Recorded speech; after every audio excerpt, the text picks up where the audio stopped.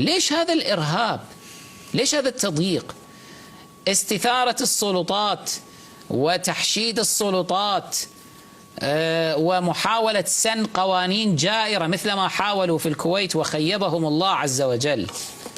يعني بعد قضيتنا وكم قضية أخرى أرادوا سن قانون في البرلمان من قبل هؤلاء الجماعات الوهابية والسلفية والإخوانية، قانون الإعدام سموا. ليش بالله إعدام؟ لمن يسيء لعائشة. اللي يسيء لعائشة ترى يعدم، هو أبو بكر وعمر وعثمان ومن أشبه.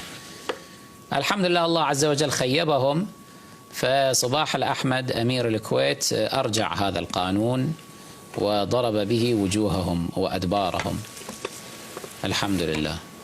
وهذا ربما بتأثير من زوجته الشيعية، ربما، أو لأنه إحنا على علاقة حسنة معه، هم ربما كما يقول أهل الخلاف أنه هو صباح الأحمد هو اللي طلعني من السجن وجابني إلى لندن بطائرة خاصة وفتح لي قناة وقال لي كذا، لأنه متشيع سرا كما يقول بعض أهل الخلاف، متشيع سرا بسبب زوجته هذه الشيعية، زوجته الثالثة. وبعد هذا هو هذا بعد خلص رجل شو يسوي عميل. وبالفعل هم دلائل تشيعي واضحة. لما راح زار السيد القائد خامنئي شنو قال؟ قال إن السيد الخامنئي ليس قائدا لإيران فقط، وإنما قائدا ومرشدا لكل المنطقة. شنو تريد أحسن من هالشيء؟ لا، الرجل ماكو شيعي 100%، خلاص ماكو كلام مع هذا التصريح اللي نقلته وكالات الأنباء والصحافة. وقال خامنئي هو مرجعه أيضا، مرجع. أي ضعف الطالب والمطلوب، أي تابع والمتبوع. المهم بس ايش جابنا احنا على صباح الأحمد؟ هو مال جابنا قانون الإعدام. قانون الإعدام، اي صحيح. فردهم الحمد لله، الله عز وجل قيض لنا صباح الأحمد، رجع القانون الحمد لله.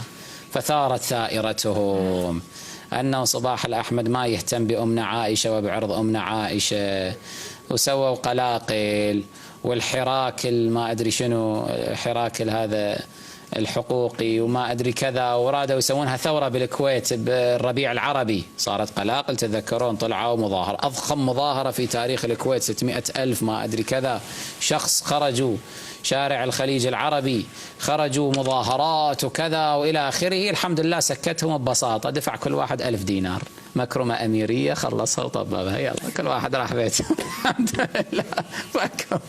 هو بالفلوس شنو؟ اشترى النفوس. اي لوتي، هو يعرف شو يسوي.